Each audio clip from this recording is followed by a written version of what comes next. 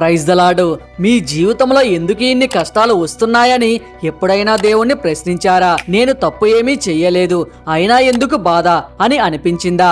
అయితే ఈ ఒక్క బైబిల్ వాక్యం మీ జీవితాన్ని చూసే విధానాన్ని మార్చేస్తుంది. ఈ రోజు మనం చూస్తున్న వాక్యం యోబు గ్రంథము 36వ అధ్యాయం 15వ వచనం. శ్రమపడు వారిని వారికి కలిగిన శ్రమ వలన ఆయన విడిపించును, బాధ వలన వారిని విధేయులుగా చేయును.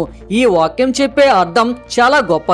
మన జీవితంలో వచ్చే ప్రతి కష్టం శిక్ష కాదు. కొన్నిసార్లు ఆ కష్టాల ద్వారానే దేవుడు మనకు గొప్ప పాఠాలు నేర్పిస్తాడు. బంగారాన్ని మంటలో కాల్చిన తర్వాతే అది మరింత స్వచ్ఛంగా మారుతుంది.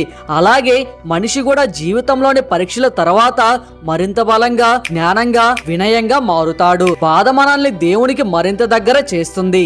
మన బలంపై కాకుండా దేవునిపై ఆధారపడడం నేర్పిస్తుంది. కష్టకాలంలో మన సహనం, విశ్వాసం, విధేయత పెరుగుతాయి.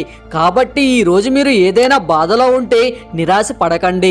ఆ బాధకు కూడా ఒక ఉద్దేశం ఉండవచ్చు. దేవుడు మిమ్మల్ని విడిచిపెట్టలేదు, మిమ్మల్ని మరింత బలమైన వ్యక్తిగా తీర్చిదిద్దుతున్నాడు. గుర్తుంచుకోండి, కష్టం శాశ్వతం కాదు, కానీ కష్టంలో దేవుడు నేర్పే పాఠం జీవితాంతం మనతో ఉంటుంది. ఈ వాక్యం మీకు ధైర్యాన్ని ఇచ్చి ఉంటే ఈ వీడియోను మీ కుటుంబ సభ్యులకు, మీ స్నేహితులకు తప్పకుండా షేర్ చేయండి. దేవుడు మిమ్మల్ని సమృద్ధిగా ఆశీర్వదించునుగాక. ఆమెన్.